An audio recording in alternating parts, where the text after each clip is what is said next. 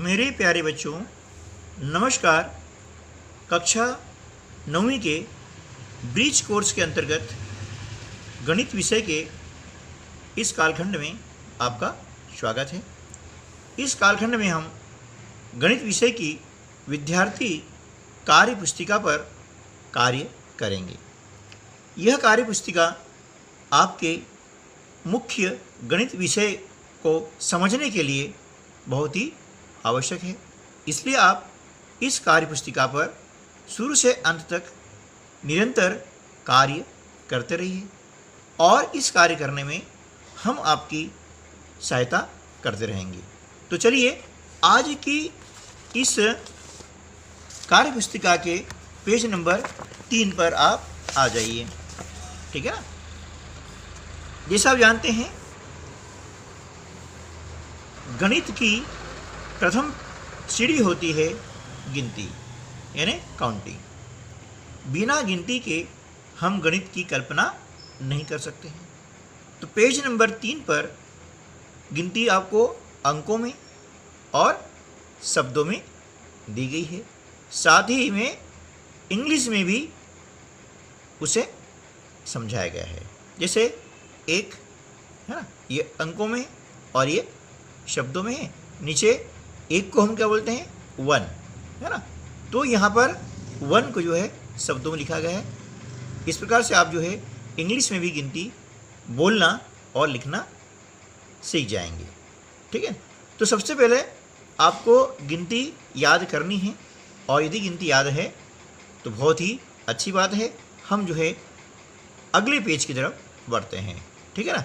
ये देखिए, 1 से लगाकर 100 तक गिनती का चार्ट दिया गया है ना, जिसे आप जो है अंकों में और शब्दों में लिख करके अभ्यास कर सकते हैं। तो चलिए अब हम आते हैं पेज नंबर 4 पर। आपको गिनती यदि याद है ना, तो फिर अगली जो सीढ़ी आती है वह है पहाड़ों की, है ना। क्योंकि गिनती के बिना हम पहाड़े नहीं सीख सकते हैं। ठीक है। और पहाड़ों के बिना आगे काम होना नहीं है। इसलिए इस पेज पर जो है पेज नंबर 4 पर आपको 2 से 20 तक के पहाड़े दिए गए हैं। ठीक है। तो इन पहाड़ों को आप याद कर लीजिए। यदि 20 तक पहाड़ याद नहीं हैं तो धीरे धीरे करके आपको उन्हें याद करना है। ठीक है ना। ये इस प्रकार से यहाँ पर 20 तक के पहाड़े आपको यहाँ पर दिए गए हैं। ठीक है। चलिए अब गिनती और पहाड़ों के बाद में, क्योंकि संभवतः आप सभी को गिनती और पहाड़े तो याद होंगे ही, लेकिन जिन्हें याद नहीं है, है ना, उनके लिए ये जो है 2 पेज जोड़े गए हैं। मुझे उम्मीद है कि आपको तो याद होंगे ही। ठीक है ना। तो चलिए, यदि आपको गिनती और पहाड़े याद हैं तो हम आगे कार्यपत्रक यानी वर्कशीट को हल करना स्टार्ट करते हैं। ठीक है ना। कार्यपत्रक 1 यानी वर्कशीट क्रमांक 1, इसमें पहला प्रश्न है, नीचे लिखी संख्याओं को शब्दों में लिखिए। ये लिखी हुई है अंकों में, जैसा आपको बताया मैंने, है ना, कि गिनती आपको पेज नंबर 3 पर दी गई है। ठीक है ना। तो अंकों में भी है और शब्दों में भी है।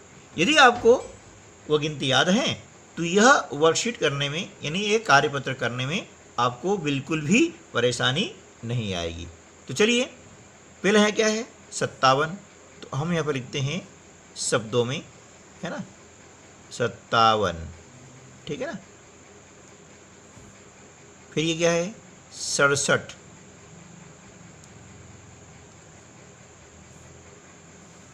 69, ये कितना है, 79। ठीक है ना, 79। ये 87, है ना, 87। ये है 89, 76,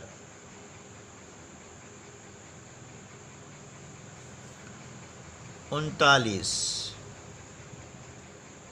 ठीक है ना, 37, और ये 43। ठीक है, ये हमने गिनती को जो है यानी संख्याओं को अंकों से शब्दों में लिखना सीखा, है ना। चलिए अब प्रश्न क्रमांक 2, संख्याओं को घटते क्रम में लिखिए, है ना। यहाँ पर आपको 5 संख्याएं दी गई हैं और इन्हें यहाँ लिखना है घटते क्रम में। अब घटते क्रम में सबसे पहले इन 5 में सबसे बड़ी संख्या को देखना है ना। देखिए अब घटता क्रम थोड़ा समझ लें कि सबसे पहले हमने देखा ये इनमें से सबसे बड़ी संख्या लिख ली, ठीक है ना। उसके बाद में इससे छोटी, फिर इससे छोटी, फिर इससे छोटी, फिर इससे छोटी। ये क्रम कहलाता है घटता क्रम यानी अवरोही क्रम। इसके 2 नाम हैं, ठीक है ना। दूसरा नाम इसका है अवरोही क्रम यानी डिसेंडिंग ऑर्डर, ठीक है ना। ये हो गया अवरोही क्रम। तो इस प्रकार देख रहे हैं कि इनमें से सबसे बड़ी संख्या है 97, ये हमने लिखा 97। इसके बाद हम देखते हैं तो आता है 89, ये लिखा। इसके बाद में आता है 87, है ना। फिर क्या जाएगा 79 और 69, है ना। ये हो गया घटते क्रम में, ठीक है ना। चलिए अब इनमें से देख रहे हैं हम, ये है 265, 267, 263, 235 और 294। अब इनमें से सबसे बड़ी संख्या है 294, ठीक है ना। अब इससे हम छोटी देख रहे हैं तो 267, इससे छोटी हैं 265, ठीक है ना। और उससे छोटी हैं 263 और उससे छोटी है 235, ठीक है ना। इस प्रकार से ये कहलाता है आपका घटता क्रम, ठीक है ना। अब तीसरा प्रश्न है, यहाँ पर देख रहे हैं 4325, 4332, 4326, 4336 और 4328। इनमें से सबसे बड़ी संख्या आ रही है 4336, 4336 पहले आई है। फिर इससे छोटा हम देख रहे हैं तो 4332 आएगा, ये लिखा 4332, ठीक है ना। फिर इससे छोटा 4328, ठीक है ना। इससे छोटा 4326 और इससे छोटा है 4325, ठीक है ना। ये हो गया। अब प्रश्न क्रमांक 3, रिक्त स्थान भरिए, है ना। अब यहाँ पर क्या है 15 गुणा 7 यानी 15 में 7 का गुणा करना है, ठीक है। तो गुणा इस प्रकार से आप कर सकते हैं, ये 15 गुणा 7, ठीक है ना।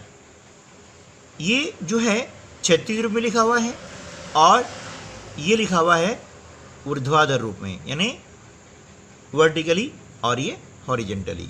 तो जो इस प्रकार से करना सीख जाते हैं तो ऐसा करना भी आसान हो जाता है।